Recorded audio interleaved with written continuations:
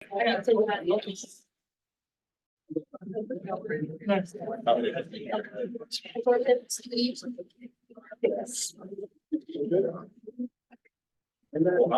report in this room, so we have a fan running.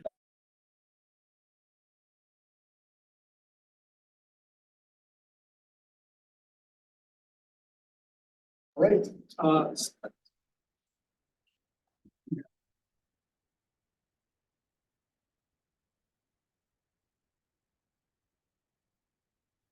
Meeting presentation. Perfect. And we're live. Jessica. Yeah. All right. Similar to last year, I wanted to start this off with the training presentation. So we'll formally kick off the FY25 budget committee process after this with the election of a chair. For the time being, I'll follow folks if they have questions, just to ease with the facilitation. Similar to last year, I've got a training on the budget process. We only have one new person joining us this year. It's Michael Roman from Ward 3. And I and Jessica met with him individually to talk about city finances. So I've actually excluded the city finance piece from this year's presentation, just to make it go a little quicker. I want this to be a conversation. Any of you have any questions, feel free to ask those questions at any point. Tonight's training is going to cover the process over the coming 3 evenings, Oregon budget law and the role of the budget committee. Starting with the use of technology, we ask that members of the public keep the microphones muted until the agenda item business from the audience. If you're joining us online with a tablet, smartphone, or computer and wish to speak during business from the audience, please use the raise hand option to be called upon to provide comment when the designated time is announced. And that'll be a hand at the bottom of your screen. Public comments submitted by email and mail will also be read into the record if time permits. We've set aside roughly 20 minutes for business from the audience this evening. And then also I just want to remind folks that this meeting is being recorded, different than the council chambers where all the individuals are mic'd. The ceiling is mic'd here, and they're very sensitive microphones. They will pick up side conversations. Those will be heard by the public and potentially recorded. So just keep that in mind. All right, voting mechanics. So voice vote when deciding on motions. All in favor say aye. All opposed, no. In the case of any no votes, the chair will need to ask for a roll call vote in order to identify the vote count and vote ownership for the record. The voting mechanics for the selecting of officers. If there's just a single nominee, we'll go with the process I just described. If there's multiple nominees, we'll do a roll call vote and ask that each voting member indicate the name of the nominee they wish to cast a vote in favor of. And then department directors are available this evening, as well as the next 2 evenings when we get to the questions and discussion on the budget. If you have questions, what we typically do is we'll bring that director up, and then any of you that have additional questions, please ask them at that time. That way we can be a little more efficient in terms of going through the departments when we have questions, and also recognizing that we may not have questions for all the departments. We've set aside 30 minutes this evening to start that conversation. And Councilor Doyle, did you have a question? Oh, I'm sorry, no, Okay. hold my hand. All right, the agenda for this evening, budget committee orientation, followed by a brief intermission. When we come back, we'll convene the FY25 budget committee process. Our chair from last year is not returning, so we asked Ruth Munoz to step into the chair role. She will ask the staff to do a roll call and then begin the election of officers. We'll start with the election of a chair, and then we'll immediately pass the gavel to that individual, and they will complete that election of officers. After that, we have the delivery of the budget message from City Manager Nancy Newton, followed by a budget overview from myself. I'm going to call myself out like I did last year. I've got 30 minutes down for my budget overview. It's taken an hour and a half the last 2 years. I will try to be brief, but I'm just going to hold that out front. We'll follow that with an intermission, and then when we come back, we got questions and discussion on the budget and business from the audience, and that will conclude evening one. Tomorrow evening is actually getting to the meat of the budget. Again, the chair will open with a request for a roll call from staff. We'll start with business from the audience. This is different than previous years. We've always had the business from the audience at the end of the meeting, which we're going to do for tonight's meeting. However, for the next two nights, we put it at the front of the meeting. That way, if anyone wants to speak, they don't need to sit through the entire meeting to have that opportunity. And then that'll follow. We've set aside 2 hours of time for questions and discussion on the budget. And that'll conclude evening two. And one of the questions is, if we're brief on those questions, are we able to finish the meeting earlier? Unfortunately, we are unable to. We could conclude evening two earlier, but we public noticed the CETA adoption on the third evening, as well as the state revenue sharing. And so we need to meet all 3 evenings, but if time allowed, we could have a shorter meeting on any one. And then May 15th, Wednesday, the final evening, we'll start with the Springfield Economic Development Agency budget. And that's essentially the same process I'm describing here for the city budget, but scaled down into about 40 minutes. That'll be followed by a brief intermission. And then again, we'll reconvene the Springfield Budget Committee with a request for roll call from staff. Business from the audience. We've set aside a little more time on the third evening for business for the audience. We'll have a public hearing for state shared revenue. And then we set aside another 30 minutes for questions and discussion on the budget. Followed by an intermission. And then after that, we'll come back to city budget deliberations and approval. And essentially, that's when I'm going to bring a spreadsheet up on the screen in Errata. And it's going to be pre-populated with some adjustments that have come to our attention since we put this budget together. And then we'll open it up to you for any motions on any potential proposed adjustments. And then at the back of your packet, there's a series of motions that will conclude that evening. And that will be it for the fiscal year 25 budget committee meetings. Any questions? Moving into Oregon budget law. So Oregon budget law does 3 important things. It establishes standard procedures for preparing, presenting, and administering the budget. It requires citizen involvement in the preparation of the budget and public disclosure of the budget before its formal adoption, and it controls expenditure of public funds. And I will be touching on each of these this evening, starting with the first one, the process for preparing the budget. So proposed budget prepared. This typically kicks off in October of the year. We'll bring a 5-year forecast in front of council in a work session. And we'll talk about some of the coming issues that are going to be impacting this budget cycle. Budget team starts to meet on a weekly basis. Budget team is made up of myself, the city manager, assistant city manager, the city attorney, the HR director, and the budget and procurement manager. We'll open up our budgeting software sometime in December. With that being closed in January, that starts to pull together a rough budget. And when the budget committee meets with all the departments in early spring to discuss their budgets, and eventually it finds its way to you as a proposed budget in budget committee. A lot of work goes into putting this budget together, roughly 6 months and a lot of staff time. Budget committee meets. We'll be doing that over these 3 evenings. Budget committee approves and recommends budget. Budget summary of notice, budget hearing is published, and then the budget hearing is held. That budget hearing will be held on June 17th in a regular council session. For any of you who would like to come and see that sort of final kind of conclusion to this budget process, mark that on your calendars. The budget's adopted, appropriations are made, and tax levy declared, and then our last step is we file with the county and certified.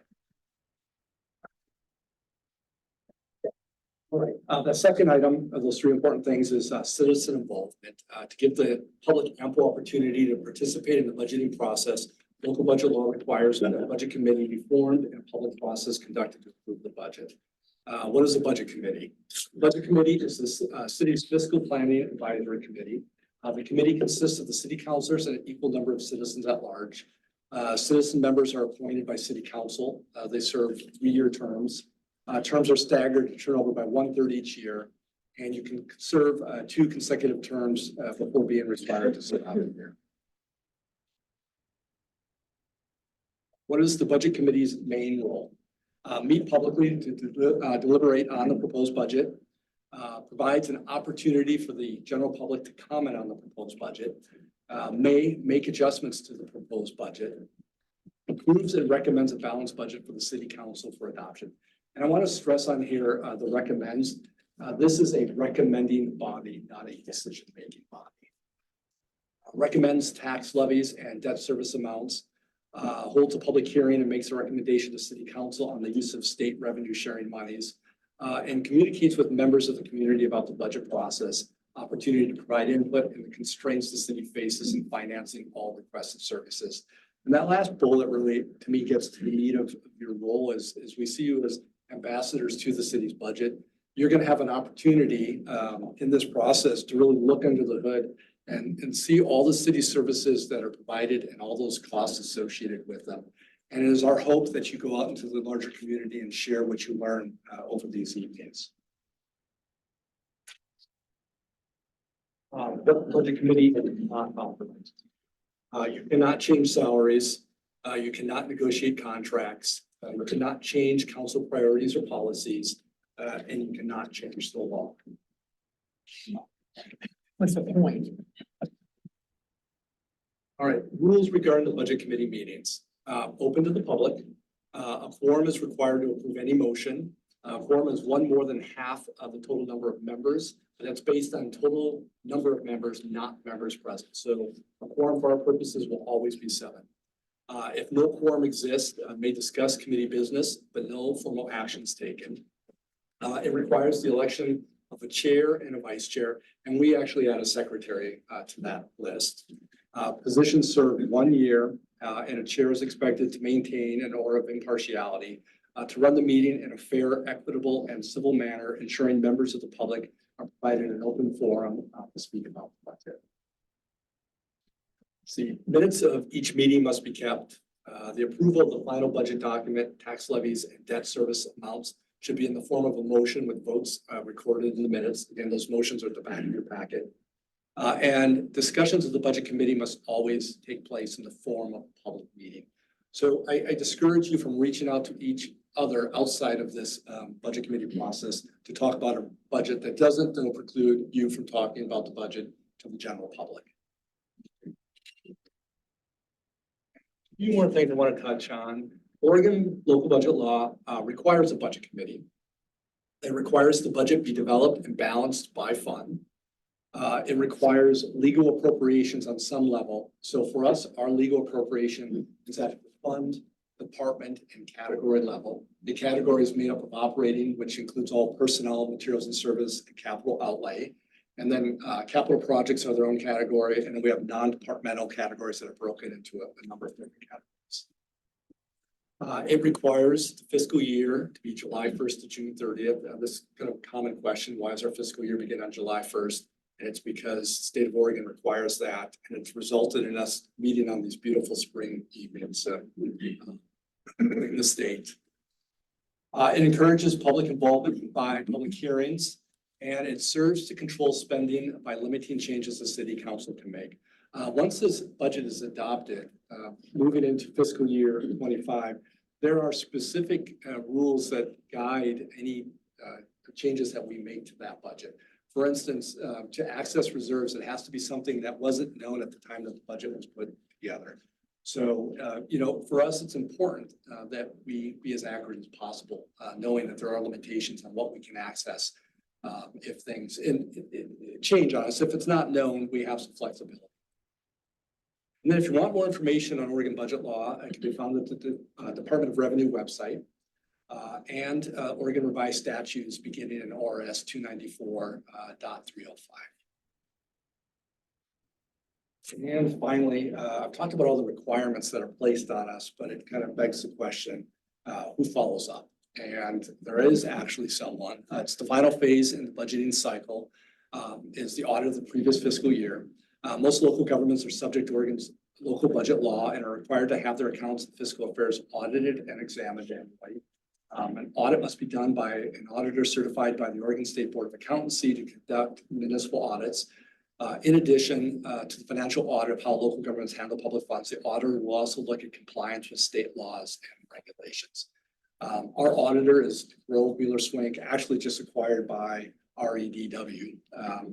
And we've been with them for a number of years. And so for fiscal year 25, what we're working on right now, that will be part of the fiscal year 24 audit. Our fiscal year ends on June 30th. And then between preparing those books for the auditors, the audit itself, and then preparing our act for our annual comprehensive financial report, usually takes about 6 months. Sometime in January, our fiscal year 24 act will be published on our website. And in the back of that document, there is a report from our auditors, independent auditors report required by Oregon state regulations. And it has compliance and other matters.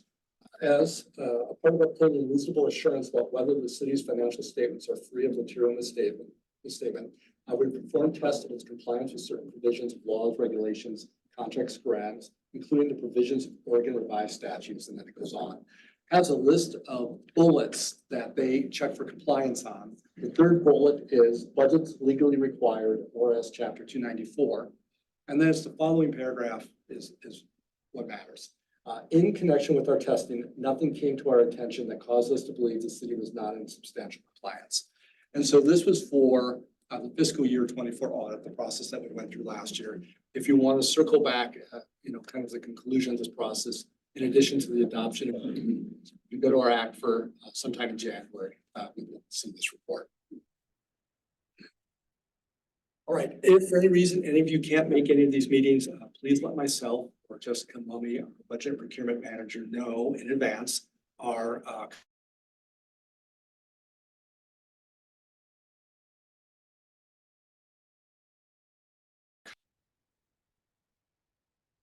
15 minutes. So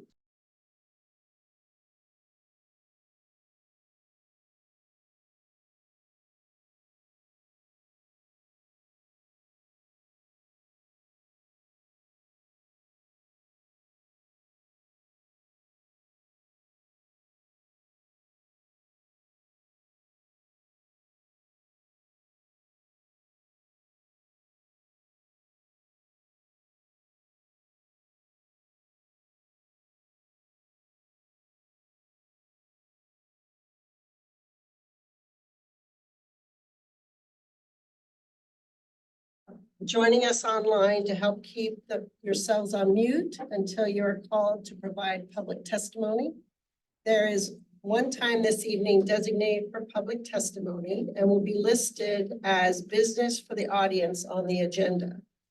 If you're attending in person, please complete the request to speak card located at the entrance of the library meeting room and give them to the budget officer.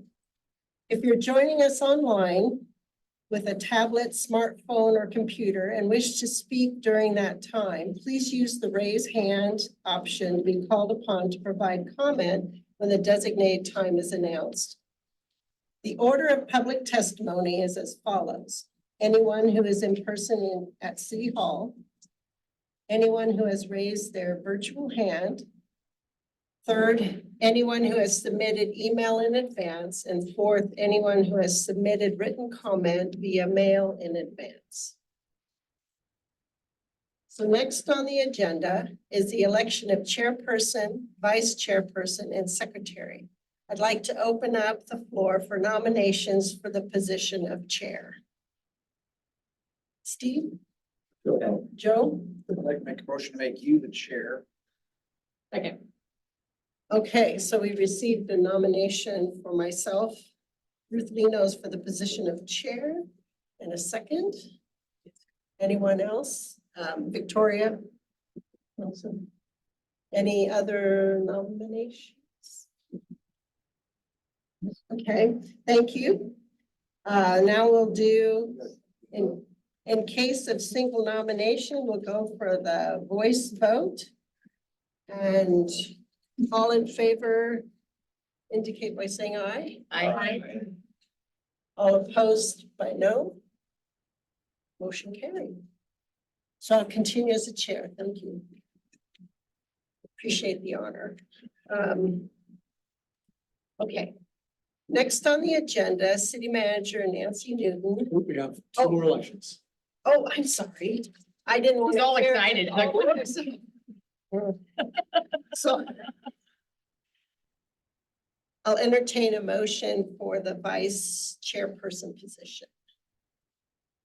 No? I'd make a motion for Arthur Air to be vice chair. Okay, so we have a motion for nominating Arthur, second by Counselor Doyle. Any others? Okay, we'll close nomination. So since it's a single, all in favor, say aye. Aye. Opposed, same, will say no. Oh, motion carried. So we have, thank you for serving Arthur as our vice chairperson. And now I'll entertain nominations for secretary.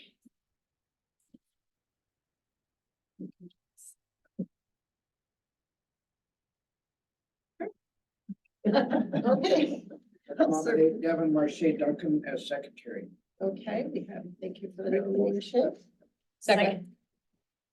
This time we'll give it to Beth. Okay. Any other nominations for secretary? Nominations closed. All in favor, say aye. Aye. And opposed by no. Okay, motion carried.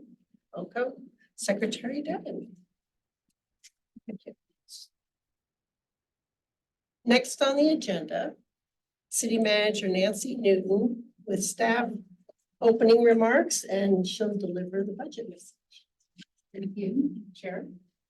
Thank you, everybody, for being here tonight. It is a very warm evening, and I apologize for the room. I think our city hall probably has about 50 different HVAC units in it. Tonight, we're going to be kicking off our budget process, and I do recognize that you're all volunteers, including our mayor and council, so you probably have a lot more fun things to do. So I also want to just thank you for your time. We do appreciate it. Over the years since I was appointed city manager, it's been 4 years ago. Wow. We've instituted a number of changes in operations, and we've tweaked around with the budget process a little bit as well. First, we tried to, make the materials a little bit more condensed and readable. We added some other changes that were kind of part of being with the pandemic. So for instance, the Zoom format is now used for all public meetings. But with the pandemic, we also started doing the taping of the department videos. So that was a way for us to try to kind of skinny up the process a little bit so that your volunteer time, one, you can do those at your own pace. And it gives us more of an opportunity to condense our time together to your questions and get to the meat of the issue. So it also is, on a side note, a way for the public, if they are not able to attend, they can also go in and look at those departmental meetings. And that's where you're going to see a lot of the details by department. So if you haven't had an opportunity to look at those, I encourage you to do so. Although, I'm heartened that most of you are repeat members of our budget committee. So that means, we've had good retention on this. So I think I'm very confident that you are up to the task. The other thing that we did this year was, rather than having the budget process go over a 3-week time period, this is the track area. My husband was a competitive runner, so I fall into these track metaphors a lot, but we're basically changing it from a marathon to a sprint. So it is still a race, no doubt, and it will require some stamina on your part, but I know that, you're up to the challenge, and, the important part was feeding you first. So I think we've done that. It's those little things that come in the budget. I'm going to be a little bit concise tonight, knowing that Nathan is not going to be concise. And that is perfectly fine with me, because when you have a great finance director, you just sit there and let him talk and he makes everybody look good. So I'm totally on board with that. Just so a few highlights I wanted to go over.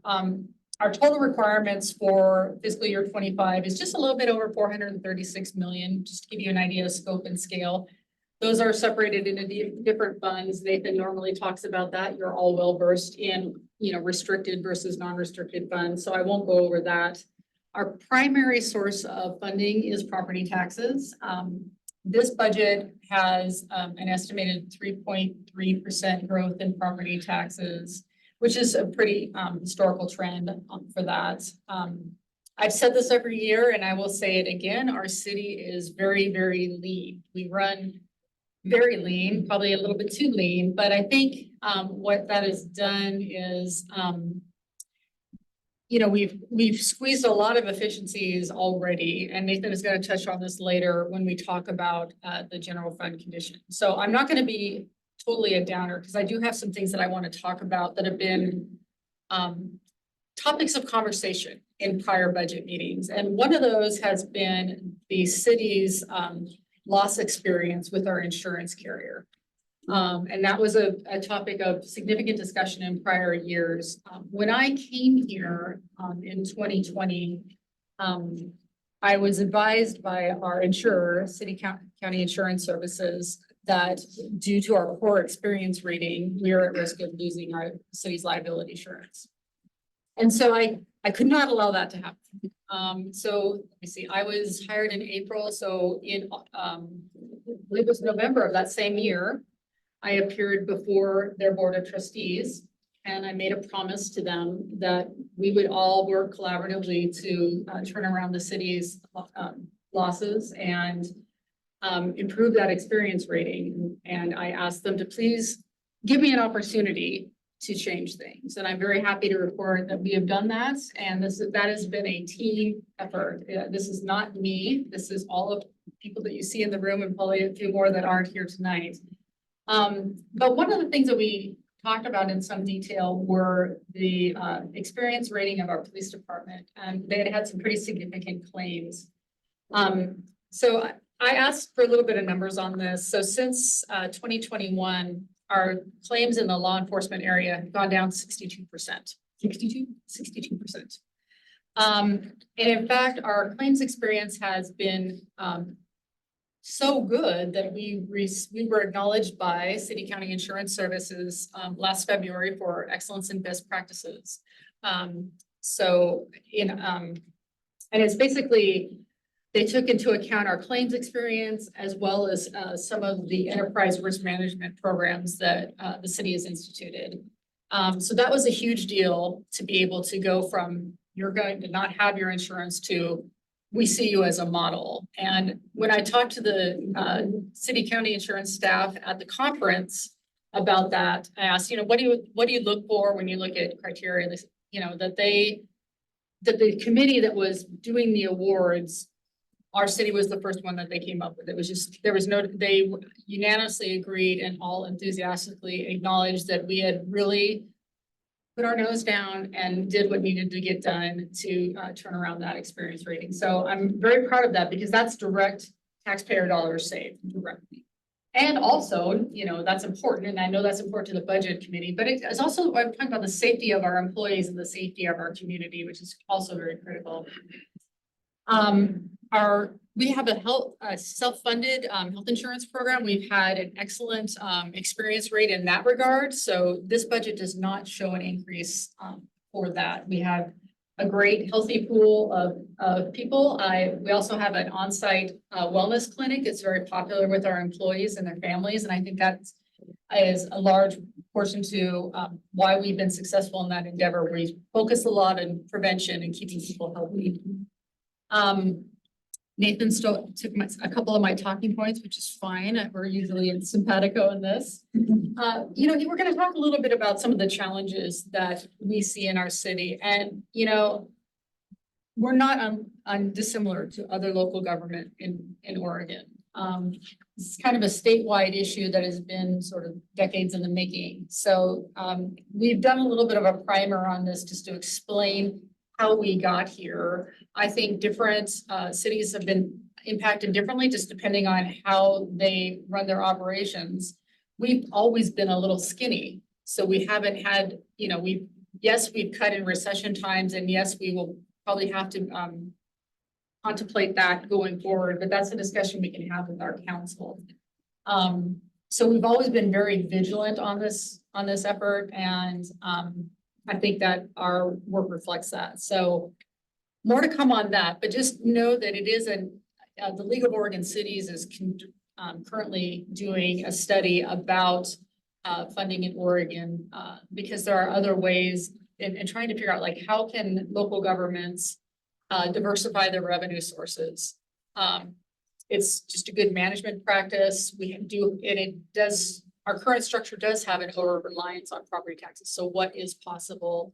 And that's a discussion for a later date with the council. Nathan is going to talk about that as well. So I do want to also thank the budget team that I work with throughout the year. So I like to run a very collaborative organization. I'm not a very hierarchical person. I love to hear input from people.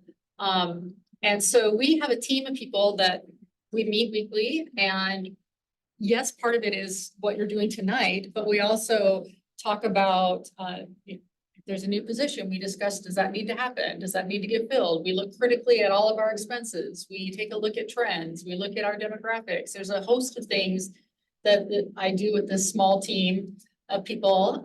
So I just kind of want to call them out, but I also want to acknowledge also the department directors and all of the budget preparers that did all the work to behind the scenes, like the Keebler elves. You don't see the cookies being made, but you're there to see the results. So, but the budget team is obviously myself, Nathan Bell, our HR director, Shane Hertz. That's been a great addition as well, talking about hiring and how that works in the budget.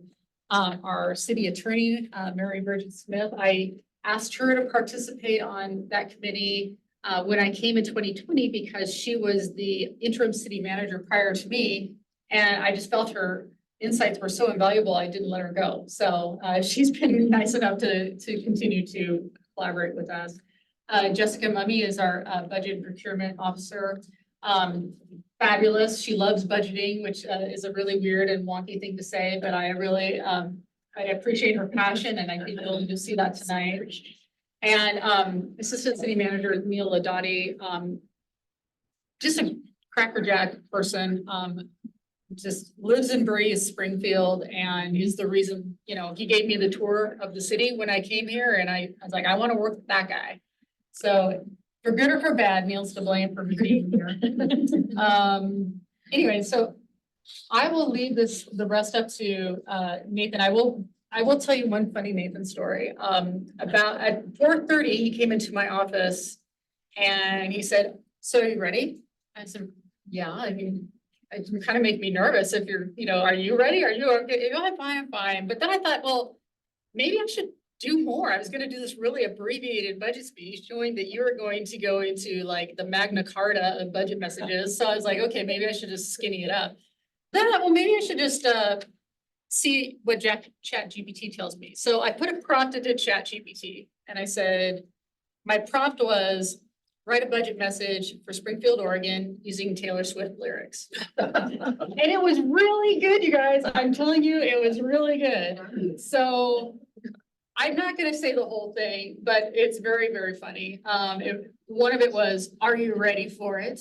As we embark on this budgetary journey, let's embrace the challenges ahead with determination and enthusiasm. We're happy, free, confused, and lonely at the same time. Our budget reflects the diverse tapestry of experiences within our community.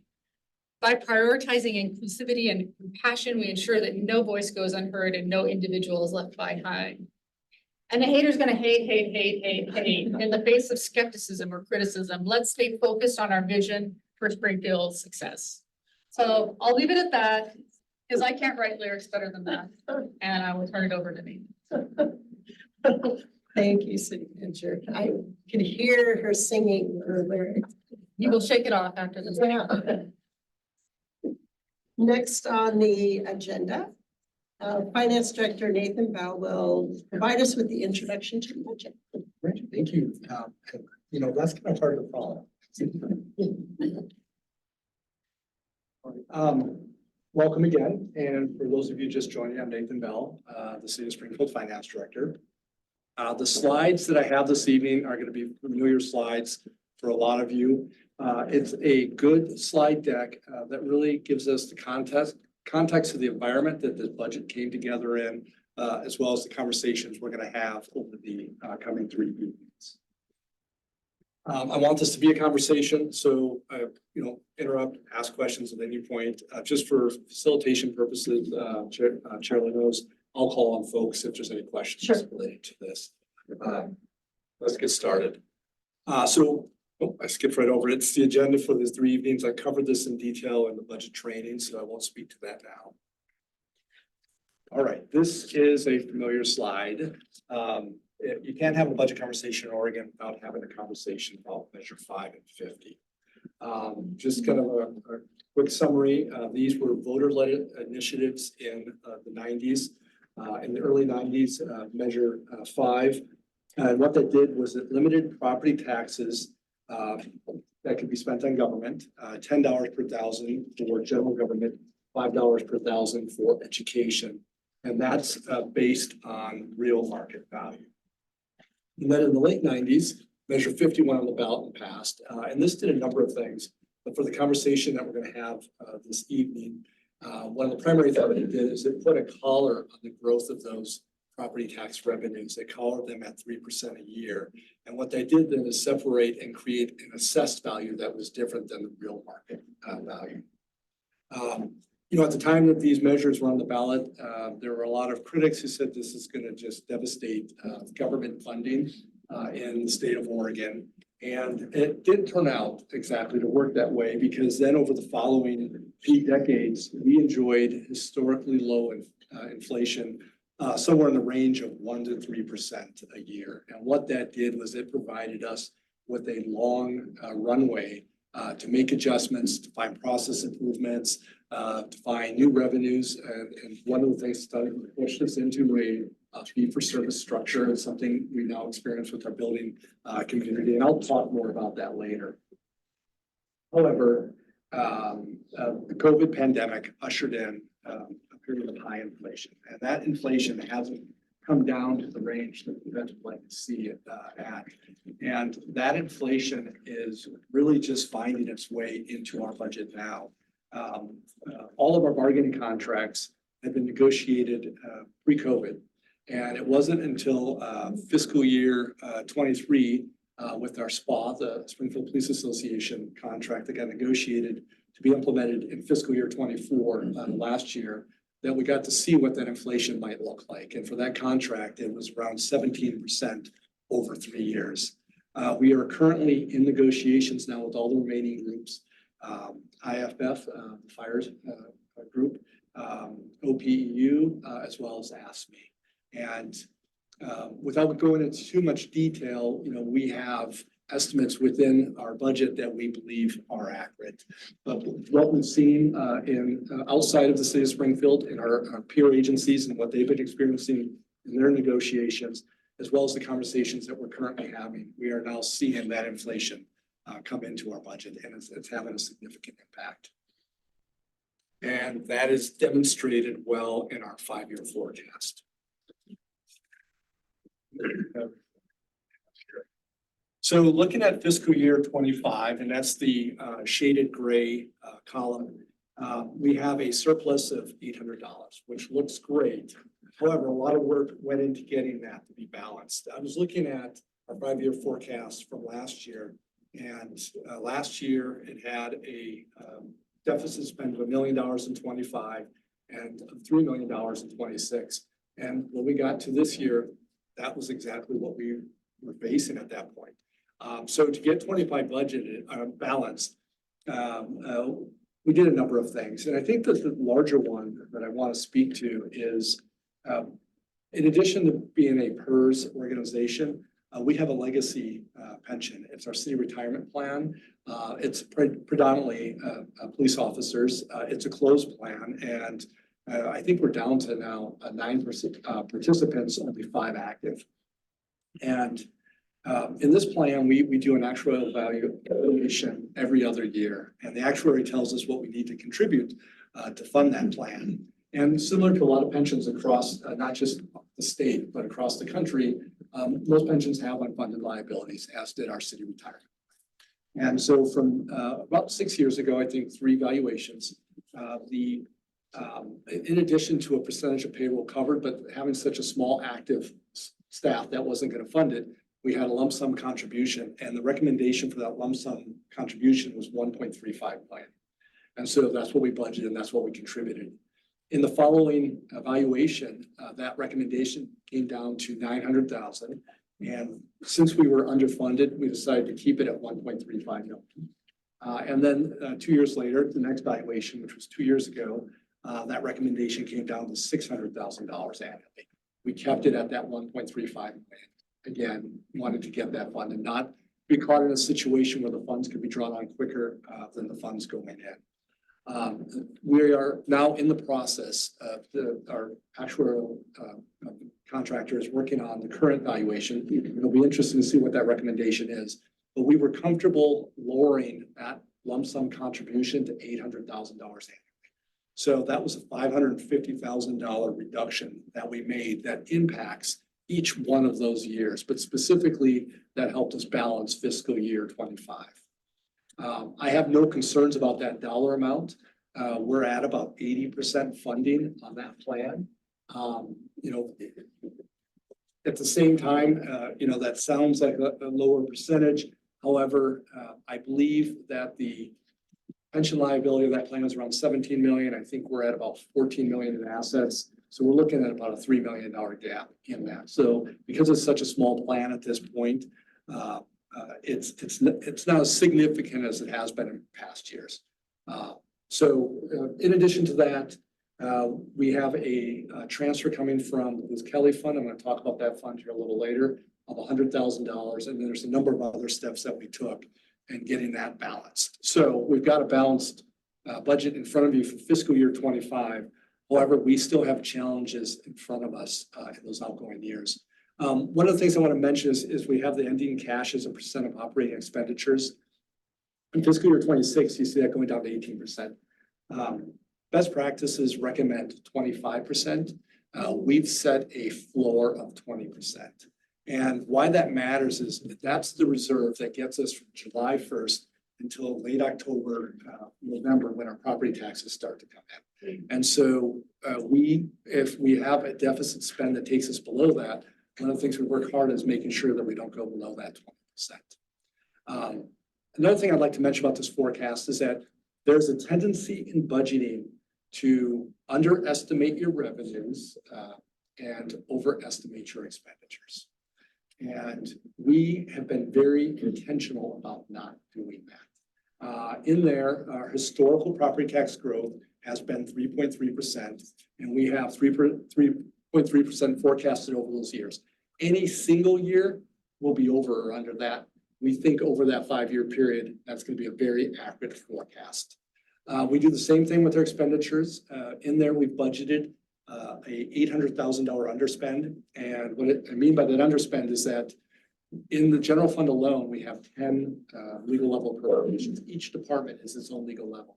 Each of those departments cannot exceed their appropriation. So collectively, they all come under by a certain dollar amount.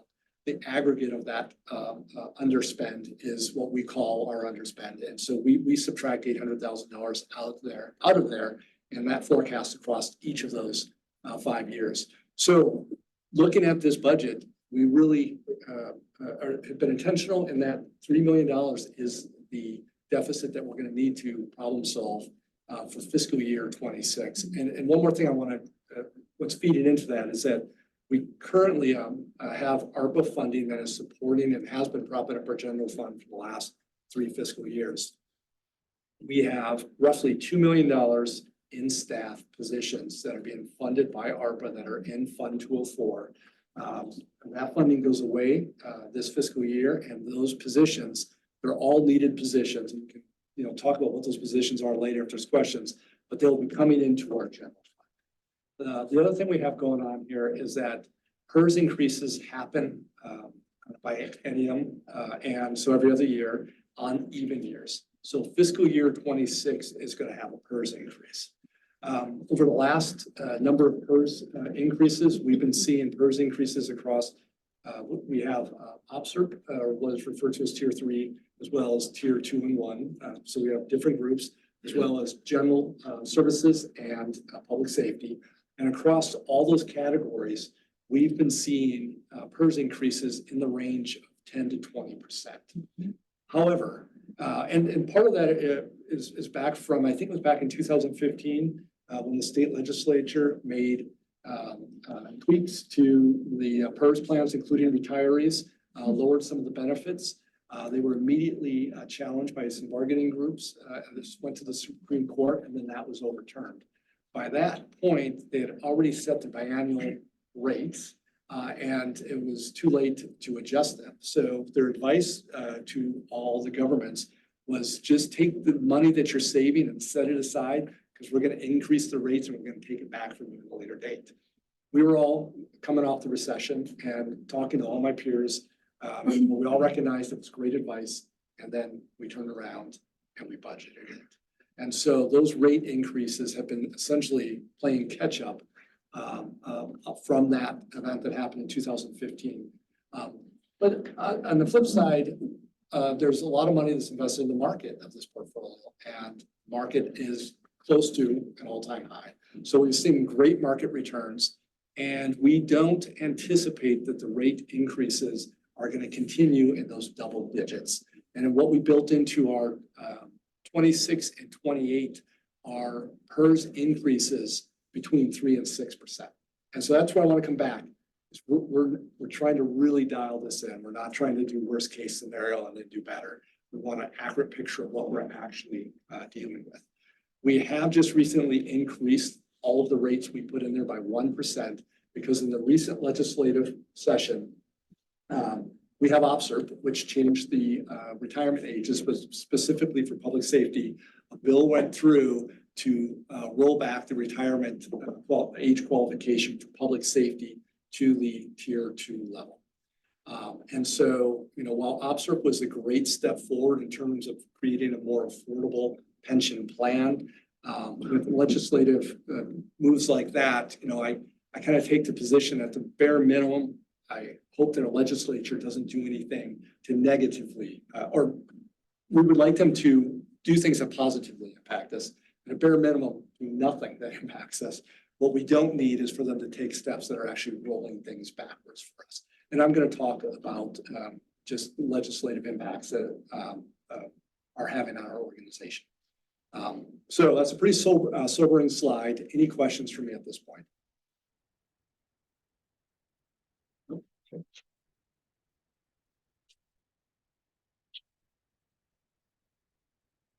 All right. This is without the forecast. This is what the general fund looks like.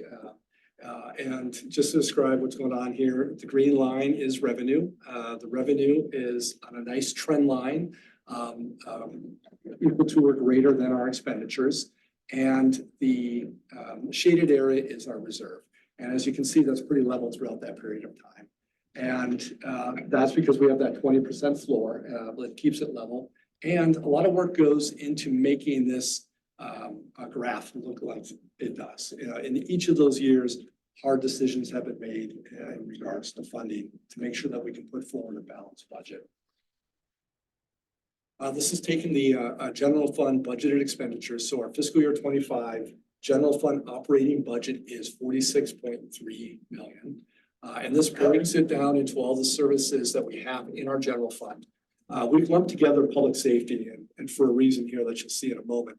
Our public safety budget is 33.8 million. That's roughly 74% of our general fund operating budget. If we look at the administrative services, that's made up of our city manager's office, HR, IT, finance, and legal.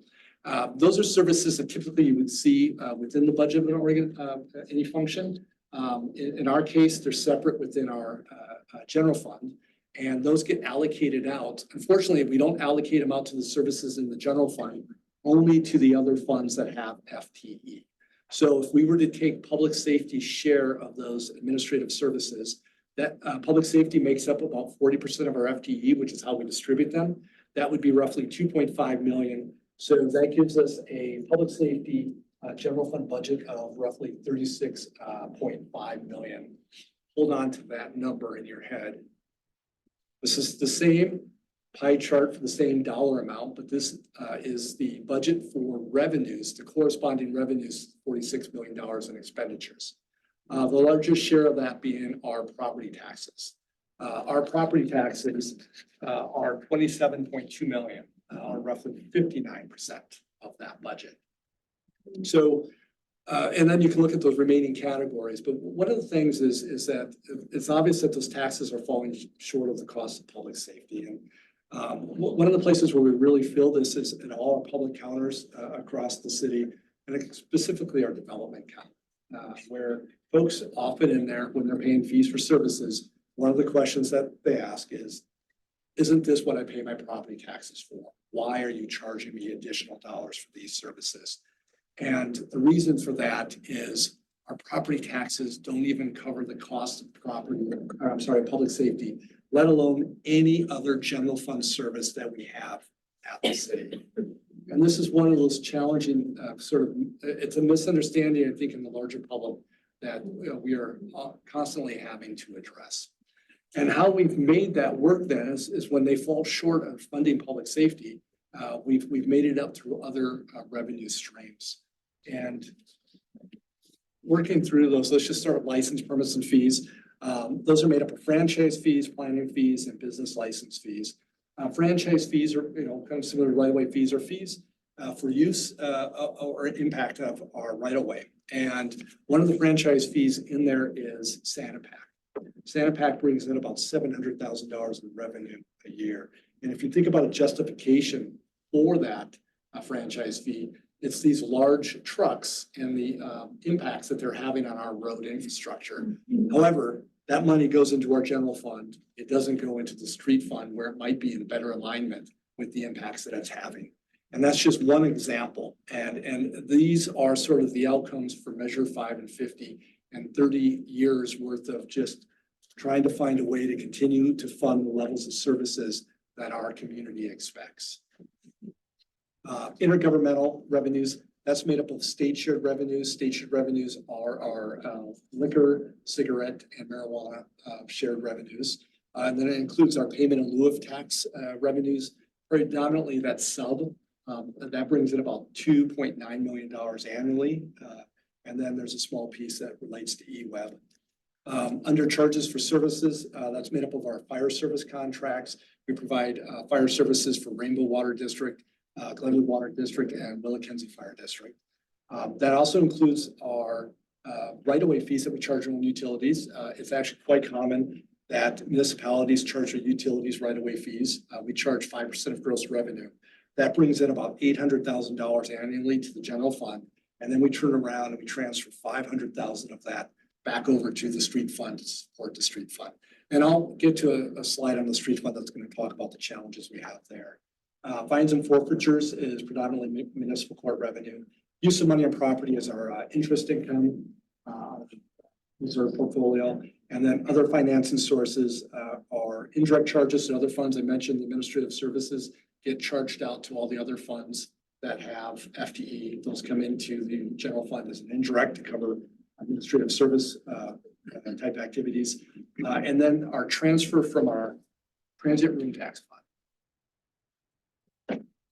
So I'm going to go and I'm going to talk about that one here on this first slide. I've got a series of slides for some critical funds that I refer to as our bellwether funds. These are funds that are critical to the fiscal health of our organization.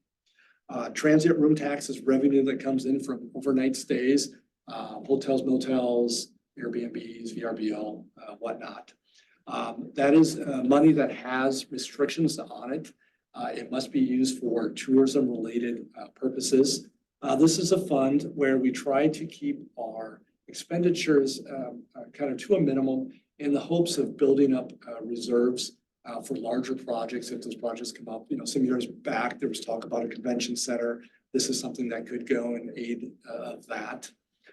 Some things I want to point out here is you see that drop in fiscal year 20 and 21 That was the COVID pandemic, yeah. And then we see a little bump there in, well, big bump in 22. That was some pent up, I think, demand for travel as well as the Olympic trials, I think, fed into that. In 20 and 21, you see a little kind of bump up in expenditures. That was contributions for the Olympic trials as well as the purchase of the flame pump. And then why this fund is important to the general fund is we transfer 5/9 of the revenue that comes into this fund to the general fund in support of public safety. With the idea, and that's kind of pushing that sort of outer limit of, I think, what has become kind of generally acceptable in terms of a transfer to support your general fund. But that to have a city that people visit, you want to have a safe community. And so when we had that kind of COVID drop, that had a significant impact on our general fund. Building safety fund, building code fund. I refer to this as our feast or famine fund, and we are currently in the middle of a feast. Development is cyclical, and fortunately, we've been kind of on the upside of development in the community, and we've built really healthy reserves. At the same time, in the time that I've been here, I've seen having healthy reserves, and we drew those reserves during the recession starting in 2008. Almost down to zero, where we had to negotiate with the staff in this fund to reduce them from full FTEs to partial FTEs. We couldn't cut any positions because there's specific skills to perform all the inspections that we're required to do. And so we had to look at reducing that. That was around 2014. Fortunately, that never came to be, and development picked back up in the community. We were able to maintain our staffing level at full FTE, and then our reserves have been built back up. Go ahead, Councilor Fisher. Is that when we initiated the technical fee for the permits? Is that also create that upward momentum, or is that those fees that are charged? Those tech fees are not in there. That's what I was wondering. Okay, great. So while the reserves look robust and maybe high, you know, it's one of those that there is a purpose for having reserves like this. There is a need, and Jeff may speak to this if he's brought up for questions, Jeff Pascal, our Community Development Director. I believe we've had some record months in development here lately, and there's definitely a need for staffing with that group. And so that's something that may come in front of you at a later time. The other thing too is you see that bump up in 23, and then it drops back down in 24 and 25. I just told you that we don't do that over conservative budgeting, but I actually think that's what happened in this specific fund. It's not as critical because when you look at reserves like that, we're not in a place of making reductions. So it's not like, you know, we underestimate and then we cut a position. So this is a fund where if there is conservative budgeting, I'm going to probably turn the blind eye to it. But I think our revenue is going to come in a little better than what's being shown here. Street operating fund. So this is another one of our challenging funds. If we go back to the recession of 2008, we cut our operations staffing really down to the bare minimum. And one of the outcomes of that was we stopped our preservation activities.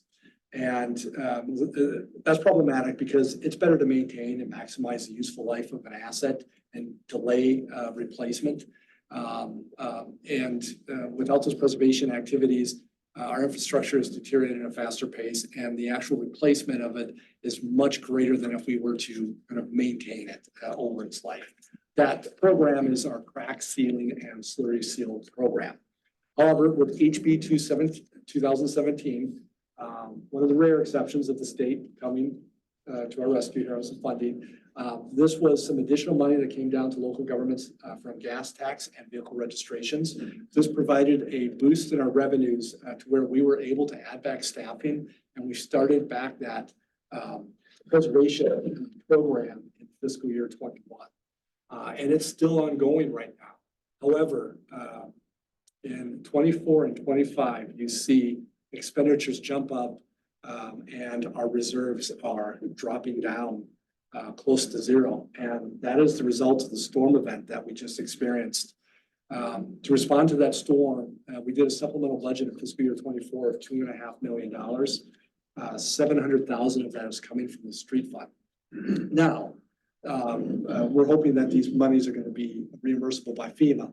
However, FEMA reimburses at 75%. That means we have to have a 25% match. We will try to make up that match with as much as our budgeted staffing, which is already accounted for, as we can. Probably won't make up the full 25%.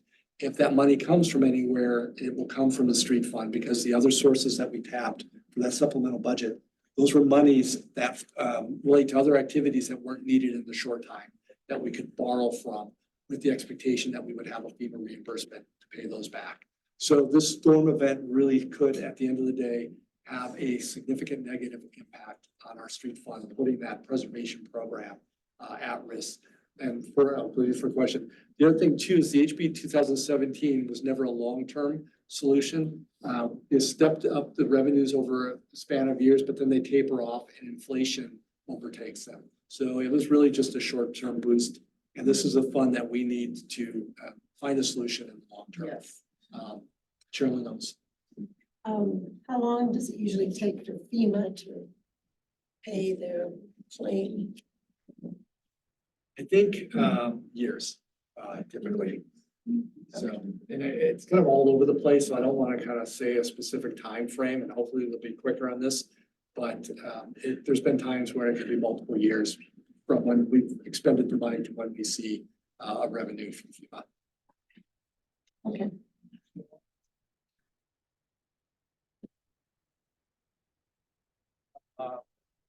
Our sewer fund. I'm gonna touch on this one and the drainage fund at the same time, as they're very similar. These are healthy funds. These are funds that we have user fees, and we're able to set those user fees for full cost recovery for both our operations and our capital programs. So and there's a little more going on these charts. The green line is the revenue, again, shaded reserves, red line, solid line is expenditures. We've also included debt service as the dashed line. That spike in 17 of the dashed in the revenue is a bond refunding. And then the dotted line is our capital expenditures. And you see that jump in 24 and 25. That's because we budget our planned projects in full, even though they span multiple years. So the actuals will typically be less, they'll look more like the previous years when we look at this in the future.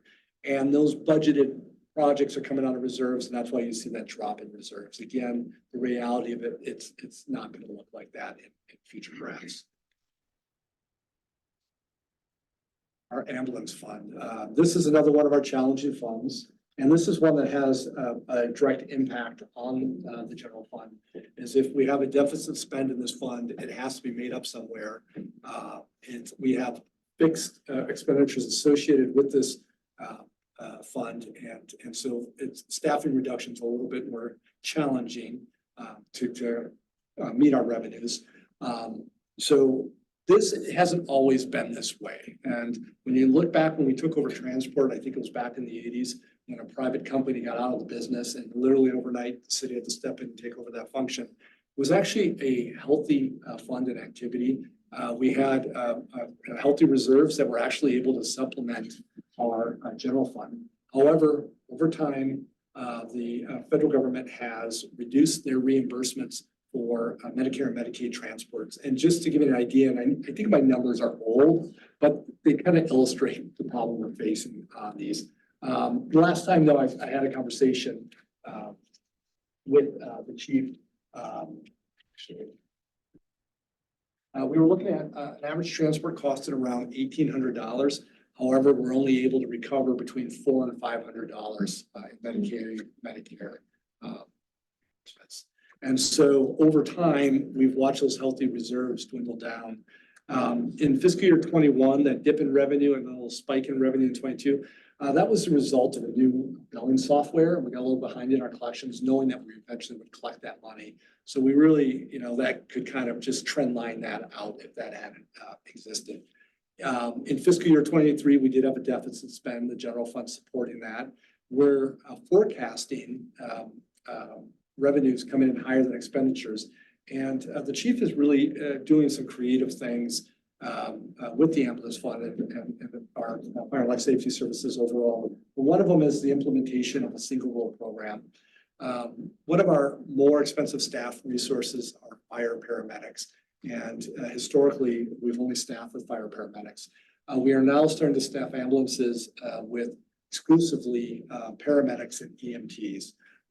And they are a more inexpensive staff resource with ambulance calls making up the predominant bulk of activity that our fire and life safety department receives.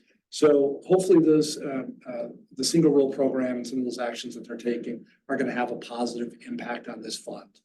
The other thing too I want to mention is that a lot of times it's talked about as if the general fund is subsidizing the ambulance fund, but the ambulance funds, the staffing of those ambulances is part of our minimum staffing required for response. And so if we were to get out of the transport business, which I don't think we can, and it needs to be done, but hypothetically speaking, if we did, there's a level of staffing that we would need to move out of the ambulance fund over to the general fund just to meet our minimum staffing response. So in which case, one could make the argument that the ambulance fund is actually subsidizing the general fund. So we're taking the position that there's a certain level of subsidy from the general fund that actually makes sense. The question is, what is that sweet spot? And that's something that we're working on understanding.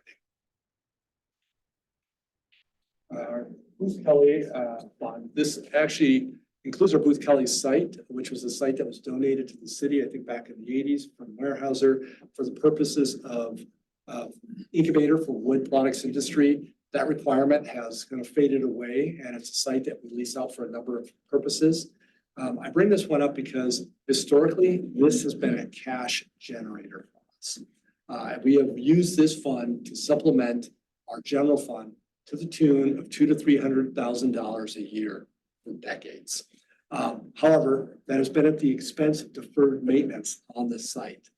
Additionally, looking back at fiscal year 19, you see that drop into revenue to fiscal year 20. We lost one of our anchor tenants, Greenbrier Rail.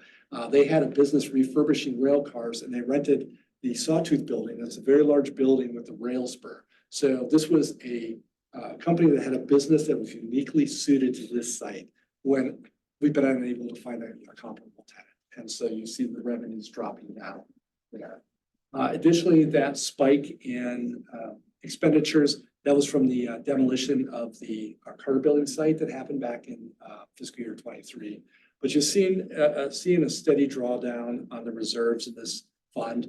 Again, we are transferring $100,000 over to the general fund to support that budget deficit that we had as we put this budget together. But it's something that I don't think that we're going to be able to continue indefinitely. We're going to need to start decide what we want to do with the site, which is either potentially sell the site or start reinvesting into the site with some of the lease proceeds. Stormwater, I'm not going to say much here. I talked about it with 611, fiscal year 21, another bond refunding, similar thing happening, but budgeted capital projects. Right, and the last slide for funds, and this one's actually not a fund, it's a large program.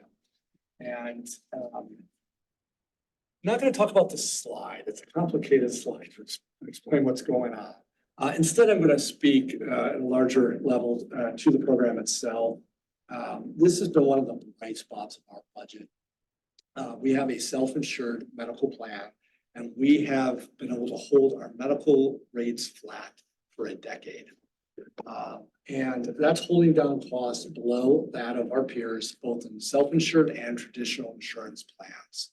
And there's a slide later on that's going to talk about the percentage of our personnel budgets that's medical. You get an idea of how that's impacted us in a positive way. But it's been a great move that the city made going self-insured, implementing a wellness clinic, and then as well as our HR department is constantly implementing health initiatives. And so we're taking a very mindful approach to the health of our staff. And the end result has been an incredibly cost-effective program. I'll leave that at that. Any questions at this point? I got a quick question. Could you go back to the ambulance fund for a minute? Yeah. Like, I know that maybe this is just a broader statement. You mentioned that, that we're subsidizing the ambulance fund by plan, and I guess that is not something that, you know, it is an enterprise fund and we should continue to work on making sure it's as balanced as possible. I don't know that that's an agreed theory of the case, if you will. Okay. I mean, we just gotta, yeah, it's right on the bubble, and I don't know that going into the out years and, you know, planning that it's a subsidy fund is the best plan ever. I think it could be better said that there should be a conversation here Yeah. in the coming year to really, what is our plan here in terms of addressing the challenges that we face here? Yes, and I agree, this is a huge challenge in our books. And then Nancy. I wanted to I think it's the previous slide when they're talking about wastewater. And just if you can comment quickly about the forever chemical legislation how that will impact this fund. Yeah, and I'm not going to speak eloquently to it, and Matt's here. Maybe just a reminder, we don't necessarily go into a lot of detail. It's just something to keep in mind as we look at the reserve level of this fund is that we have new regulations regarding PFAS or the forever chemicals that are in our water system and how we will be treating those for those. So more to come on that, but I don't want to give the impression that, you know, all good here because that's really just not the case. I think we have a really great structure with the Metropolitan Wastewater Commission, and you know, we've made prudent decisions to consolidate efforts with Lane County and City of Eugene for this program, but there are, you know, a lot of regulations for wastewater treatment, and those are always evolving with our different permits, and the forever chemicals are another thing that are going to be impacting this fund. So that's going to be a future thing, but just kind of bear that in mind as you consider that. That's it. All right, Councilor Fisher. Just while we're on the topic of the ambulance service type, so the conversation of the PIO for the fire department and describing the coverages of what the fire department does, and under in the city manager's office memo, it indicates this has an ambulance service area of 1.7 million miles, square miles. Probably could be ciphered out as far as, because we know that Lane County has got a lot less miles than that. I took that from the fire services annual report on the website, and we have also districts that we support. So if I put a typo in there, I apologize, but I took it straight from the report. It's like, I can double check. that's a huge area. Because Lane County alone is 4,900 square miles, and I don't know if the state has 1.7 million. So But I think it is, it's larger than Eugene Springfield. Springfield has a number of fire districts that extend up to McKinsey. Eugene has fire districts that go up Santa Clara and whatnot. So it's the greater Eugene Springfield metropolitan area. but within Lane County. Yes, it's within Lane County. So it's going to be smaller than the square mile of the mileage in Lane County. Thank you. In my experience with Medicaid programs, is it possible to kind of touch base with health insurance programs to see if within their benefits to their individuals' policy holders that there's a transportation feature that could be a fund that could marry with our needs because they know their patient needs to have access to medical care, and quite often emergency service is necessary, but they aren't, as you indicated, Medicare is not paying much of the bill anymore. Do we understand how more of the insurance funding could help with this problem? So we've got a really smart chief, and I guarantee you, if there's something there to be had, he's on. See if he's in the room right now, but you'll have an opportunity, I'm sure, to Okay. talk to him.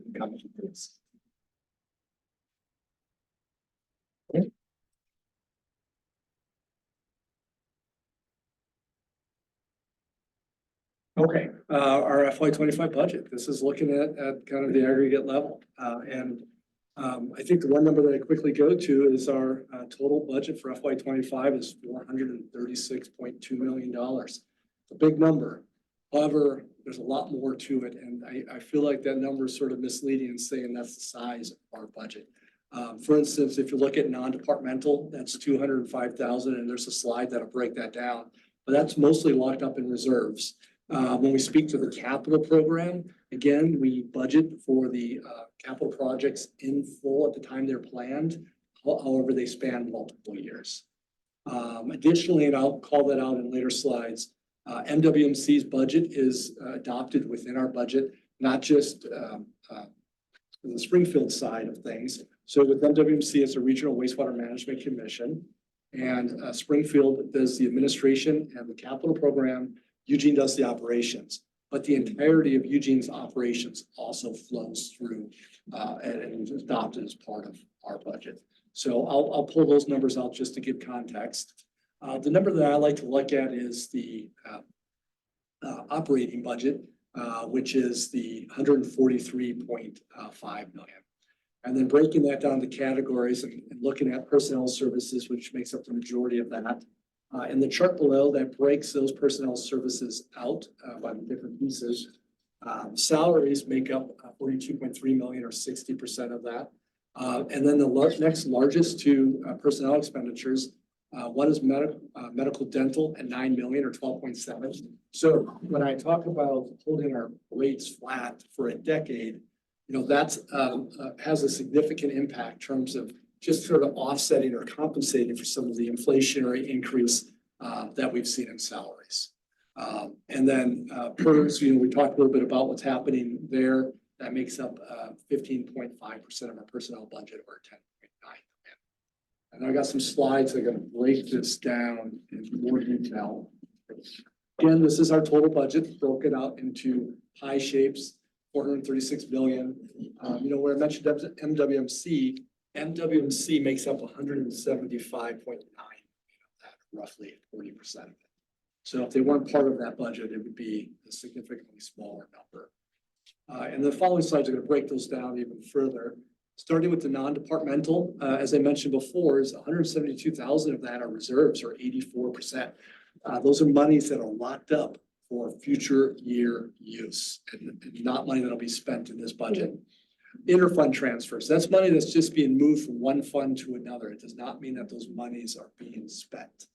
Same thing with unappropriated balance and contingency.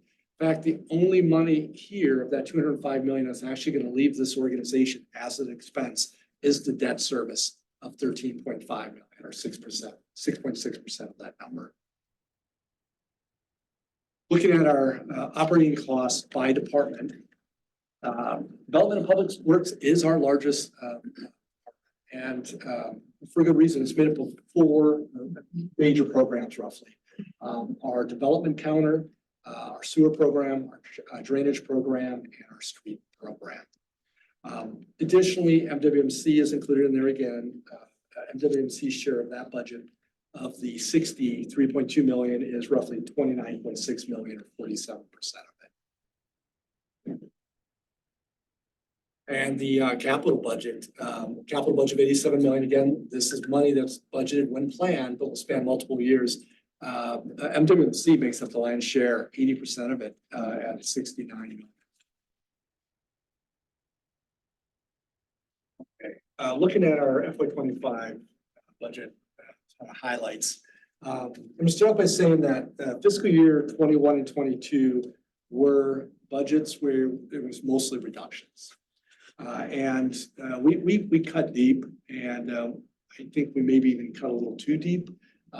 With the services that we deliver, it made it challenging to maintain that service level, especially without overwhelming our staff. And so in fiscal year 23, with ARPA funds, we made some smart investment in key areas in terms of where we really were seeing strains in staffing. Fiscal year 24, as it relates to the general fund, I described it as the status quo budget. ARPA funds were shoring it up. Not a lot of additions to that budget. Fiscal year 25 is similar for the general fund. It's another year of status quo. That being said, though, we're still making strategic investments in our utility funds. In fiscal year 24, we added, I think, 4.5 FTE to our utility funds, primarily drainage. And that was for maintenance of our surface assets. And then in fiscal year 25, we're adding 5 FTE. It's the CMOM infrastructure program. Jeff Pascal, the community development director, spoke to this a few weeks back at council when he talked about the rates. He'll be coming back in front of you in a work session to talk about this further here in late spring. But what that 5 FTE does for us is if we go back, looking at our reserves there, we have $25 million in reserves in our sewer operating fund. In fact, it's going to be a little higher because, again, we're not going to spend all those budgeted dollars that are in this budget right now. With our street bond in 2019, all of our staff resources have been going towards the delivery of those street projects, really not leaving us the capacity, even though we have the money to address a backlog of needed sewer projects. With another street bond going in front of the citizens, actually next week, we'll know the outcome of that ballot. That's going to be another 5-year bond of street projects, actually a little larger than the last one. Again, with the potential to use up all the capacity of our staff in terms of delivering capital projects. So this is a targeted ad that is going to allow the capital group to be able to deliver on sewer projects as well as street projects over the coming years.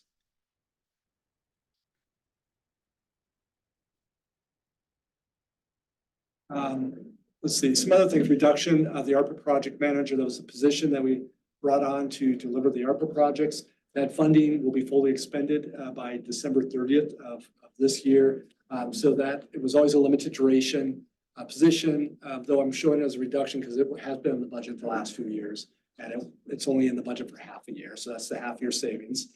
Let's see, I'm going to fire and life safety, public information officer. This is an addition. There's a corresponding ad on the Eugene side, I think in the neighborhood of around $500,000. And it's for a wildfire education and mitigation program, fuel reductions. The PIO is going to be a piece of that with public outreach and education, but it's going to do more than that. We have this large merged department with its own PIO needs to work with the two cities' PIOs. And so that's going to address sort of, this is a non-sworn position that's going to be dedicated to community outreach as our fire and life safety department responds to community events. And so this was sort of our agreed to add in partnership with Eugene to this larger program. And there'll probably be an opportunity for the chief to speak to that later in this evening or future evening. And then in the HR, we a couple years back got the authority to add management analyst to provide employee training coordination. This was a training analyst position. At the same time, HR director Jim Hertz also sits on the budget team, and so I'm constantly putting 5-year forecasts in front of him. And his response to that was, am I going to add this position to have to turn around and cut it a couple years later? That was always a possibility. He chose to sit on it and just kind of watch how things unfolded. And sure enough, to balance this year's budget, that was a position that came out. And then the city retirement plan and funded liability, I've already discussed that with the 5-year forecast, that reduction to our CRP contribution. I think the thing that stands out the most here is what's not here. Back in fiscal years 20 and 21, we made contributions of $400,000 in each of those years to a reserve for deferred maintenance of the city's buildings. We have 5 fire stations, 4 of them in need of renovations. We have a city hall that is aging, and we now have a justice center that's going on 20 years. I believe be off a little bit, but anyways, we have a large backlog of deferred maintenance, and we have been unable to contribute to that since fiscal year 21. That is another one of those challenges that cannot continue. We've got to find a way to save for the maintenance of our assets. Future year considerations, I think a lot of these are familiar to you. I'm not going to touch on all of them. I'm going to just quickly touch on inflation. It happened, it's real, it's here. We're experiencing it now, and we will for the next couple of years. We have conservative numbers for 28, 29 in that 5-year forecast. If the feds can get inflation under control, that could provide us some breathing room in those outer years. But right now, we have to assume that we're going to experience what we've been experiencing this current 3-year cycle. So that is something that we will pay close attention to. Inflation has a way of being sticky and self-perpetuating. Backlog of deferred maintenance, I just talked about our building deferred maintenance. We also, just on our city infrastructure, both streets and sewer assets. I mentioned with the utility funds, is we have the ability to set user rates for full cost recovery. We don't have that ability with our street fund. We saw what was happening as a result of the storm event and the drawdown on our reserves. Gas tax has not been cutting it in terms of funding our street activities.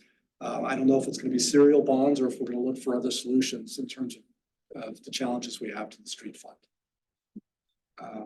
The fire and life safety governance model, this is an ongoing conversation. It's still an unknown at this time, but it has the potential to have a significant impact on the organization.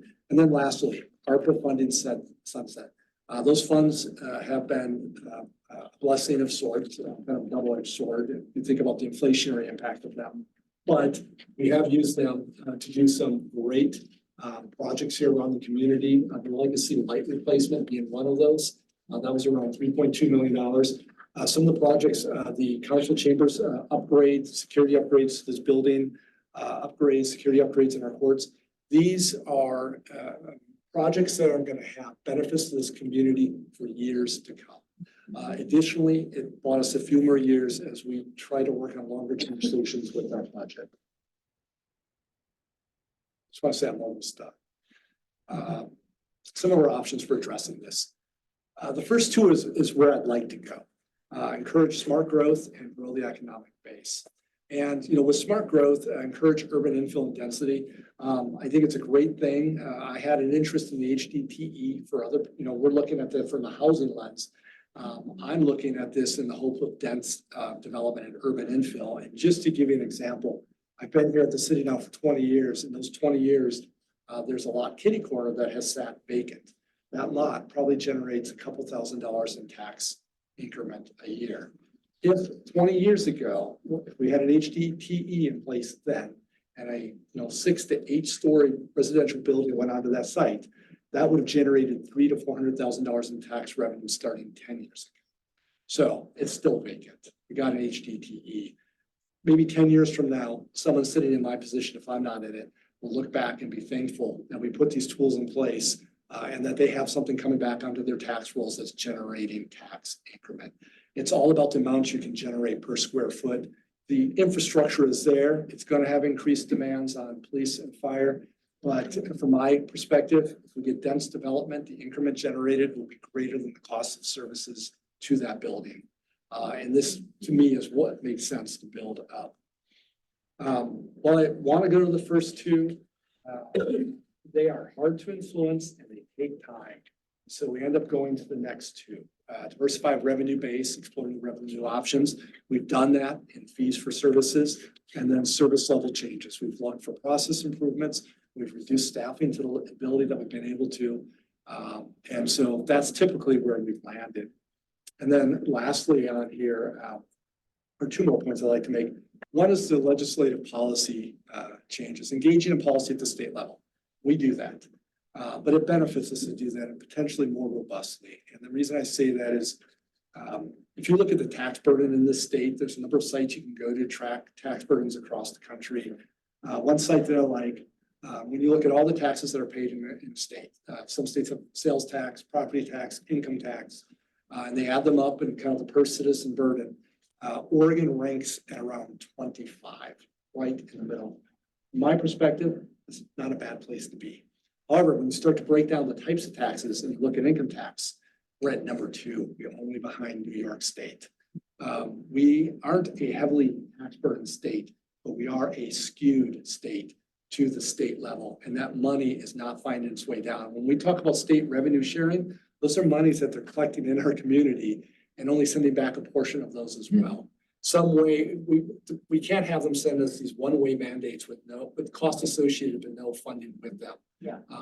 There's got to be a way to kind of readjust the tax burden in the state to fund local government. So that legislative policy change matters. Nancy, I think, touched on League of Oregon Cities is now picking this back up and put together a group that's looking at options in the state of ways that we can address this and revenues and possibly support from the state. So this isn't just us. Every municipality across the state is experiencing what we're experiencing. And then lastly, we engaged Portland State University last year, the Center for Public Service, to work on a budget strategies report to address our structural balance. That work is complete, and we received the final report last week. That's going to be going out to the council in the coming weeks, and a work session scheduled to discuss potential ideas generated from that report. That being said, one of the things they did is they looked at our expenditures and our services and kind of compared to other organizations and what they saw, and it's something that we've been saying is that we are a very lean organization. And then as far as, new revenue solutions, there's nothing in there that's groundbreaking or any magic bullet. They're going to be ideas that we have already discussed before. So it's going to give us an opportunity to have that conversation as we work towards solving some of the issues that I've brought up. And with that concludes my presentation. Any questions?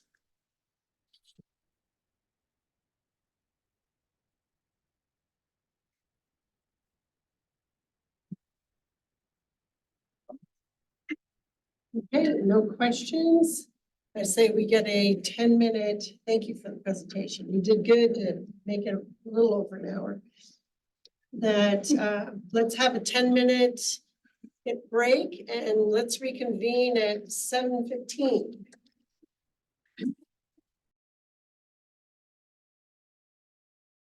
Where we'll entertain questions and discussion on the budget. So anyone here in the room?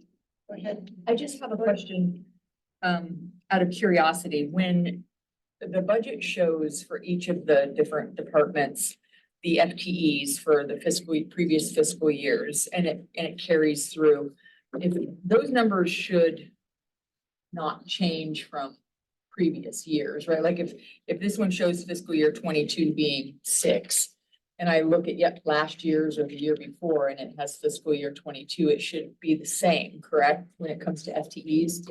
Theoretically, as it relates to police specifically, there were some issues in how those were allocated and they were incorrect last year. Okay. And Jessica Crawford caught that and freed them up this year in this year's budget. So my understanding is there is a shift in some of those positions to get them accurately reflecting what the actual breakdown of FTE are. And Jessica is with us.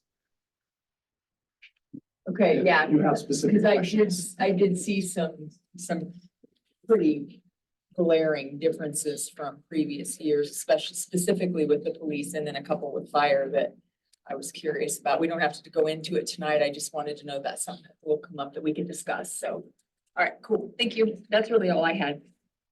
Thank you, Counselor. Anyone else in the committee? Okay. On the ambulance fund, I think, did you mention that the transport costs about $1,800, but you recover only about 400? Yes, and I think those are outdated numbers, Okay. maybe from a couple budget cycles ago, but they illustrate the discrepancy. We have John Follett here from Fire and Life Safety, and he could probably give us the more accurate numbers. Yeah. I mean, the question in my mind is the numbers apparently balance in aggregate. The revenue is about equal to expenditures. So that discrepancy in the cost obviously indicates that there's some other place where there's more revenue coming in than cost, I would guess.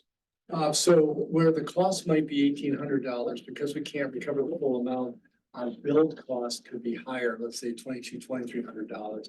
And then that gets paid by insurance, or the uninsured. And of course, the insurance companies have gotten smart and they've negotiated the rates that they're willing to pay as well. So you're just reducing that pool that is ended up subsidizing the ones least able to probably afford those transports are subsidizing the other transports. But I'm speaking to it at a very high level from someone who's removed from the day-to-day of that function. Right. Go ahead, Jason. Yeah, and then we kind of talked about the medical, dental being a kind of a jewel in the city's budget. You've kept costs down or flat for a decade. Can you speak to, are we seeing, as you go into these negotiations with different employee groups to renegotiate as you hit inflation, are they correlating that? Are you seeing a correlation in the amount of increase that they're asking for? Do they actually value that? You're keeping that amount flat? Right, I'm guessing that they're not seeing increases. So different bargaining groups pay different percentages. I think for OPU and non-union, the city covers 90%, we cover 10%. And then our public safety, the city covers 95% and public safety members cover 5%. So they've got a smaller piece of that. And I think you're right. I think they definitely appreciate that they haven't seen increase in their costs of their premiums. But is there value that comes along with this? Are they recognizing us for that? It's hard to say. I don't know if they appreciate as much as I appreciate it. So. Could the city see value in more step increases in what you charge for the medical because it's lower than other places? That's something that'd be negotiated at the table. Yeah, there's a lot of components that go into our labor negotiations, and that just, I don't think has been one on either side of the equation. Because another thing that drives what we do in our negotiations is often what our peer agencies are doing as well. And I think that's becoming a pretty standard split for most agencies. So I don't know if there's any value to be gained in taking that up as a bargaining topic. Anyone else on the committee? Go ahead, Michael. This might be the new budget committee members' question here, but going back to the original pie charts you showed of the revenues coming from property taxes versus the other expenses. I'm curious if you could speak to just those ratios. Are we kind of typical with cities of our size in terms of how much comes in terms of the revenues versus the other revenue sources? You know, as a proportion of our budget. Want to speak? Well, I mean, eventually, but go ahead. Okay. Yes and no. So let's just give you an example. We're all dealing with Metro 550, so that is universal. But if we were to just look at our neighboring city, all that separates us is a freeway. I drive across that freeway every day. And while their population is roughly 2.5 times our population, their AV is 5 times our AV. So they've got an incredibly strong tax base to begin with. Additionally, they have a payroll tax that brings in around $24 million a year into their coffers. And they're right now in conversation to implement a fire fee that could potentially bring in another 10 million. Those are all things we don't have. Yet, if you drive across that freeway, you don't expect a different level of service. You've got people that are moving back and forth all the time.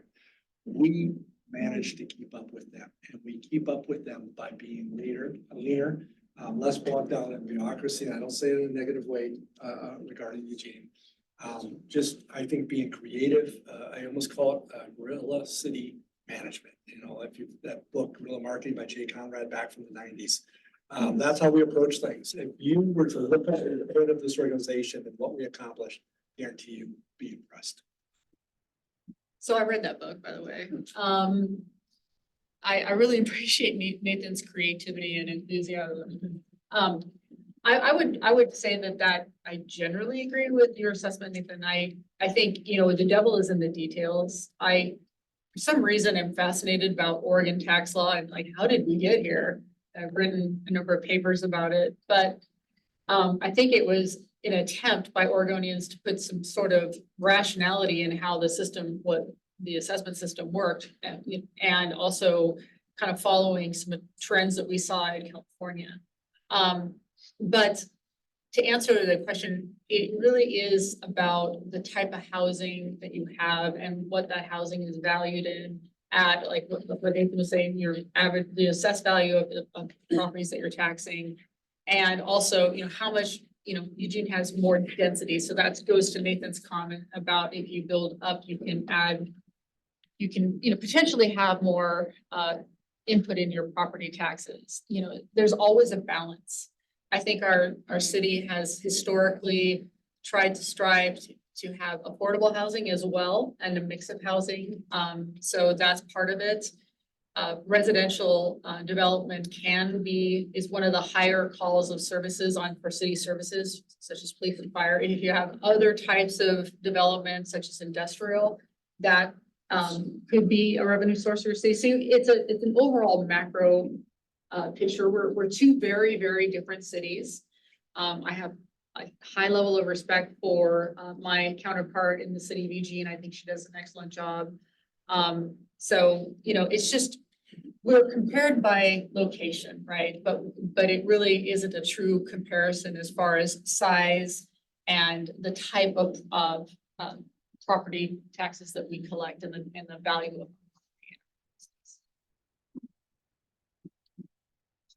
Anyone else? So I'll take advantage as the business from the audience. If anyone here in City Hall has signed and is interested in commenting, now's the time. Chair, we do have one person who has signed up, George Jesse. Sorry, I'm the only one. I will add a comment that was just made about comparing City of Eugene, City of Springfield. I was born and raised in Eugene, worked for the City of Eugene for 32 years. When I got the opportunity, I moved to Springfield because I recognized that it was an effective, efficient operation in comparison to the city I left. So with that said, I do have comments once in a while. When I wrote up what I'm speaking about today, I didn't have the opportunity to say the fiscal year 25 budget information. So I'm working on fiscal year 24, the current one, which to me would be accurate anyway, because that's been approved already. It's not undecided. So I reviewed the revenues and expenditures for the street fund for fiscal year 23-24. The budget document indicates approximately 7.3 million in the operating budget. The majority of the revenue comes from intergovernmental transfers such as federal, state, and local gas and excise taxes. Unfortunately, there's no mention of any street surface improvements on the expenditure side of the operating budget. Expenditures that currently go for traffic systems engineering and management, street right-of-way management, open spaces, street sweeping, emergency management, operations training and safety, locate/encroachments, community events, bicycle facilities and management. Again, nothing about street surface maintenance. And this is right out of the budget. I quoted from it. While gas tax revenues may be declining slightly, as mentioned earlier in the conversation, Oregon House Bill 2017 passed in 2018 increased the street fund revenues significantly. According to the document, the 24 budget, 1.5 million a year for Springfield. Unfortunately, we've not seen a corresponding increase in street preservation efforts. I'm assuming it went to some of those other functions. Springfield has many deteriorating road surfaces that could have drivability improvements, reduce vehicle damage, and extend the surface life with routine ongoing maintenance. Springfield ballot measure 2351 proposes a 74-cent per $1,000 bond cost for property owners.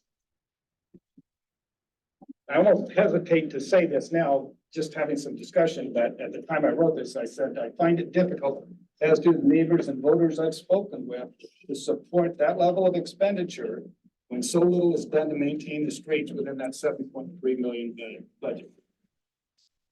And kind of Final comment, as you're aware, public's concerned about inflation.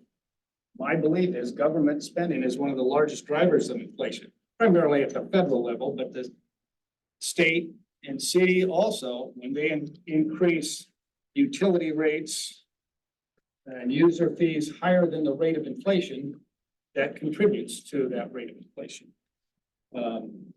So I just ask that you consider this when you deliberate raising taxes, fees, and charges. Thank you.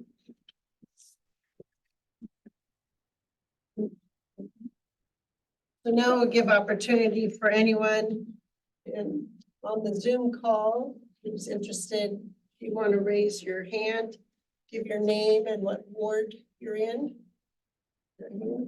There's nobody with their hand raised, Chair. Okay. Any written comments to submit? There is no written comment via email or postal mail. Okay. Well, I'll entertain a motion to adjourn. So moved. Okay. Do I have a second? Second by Michelle. All in favor, say aye. Aye. Opposed, same sign. No. Okay. Meeting adjourned. Thank you.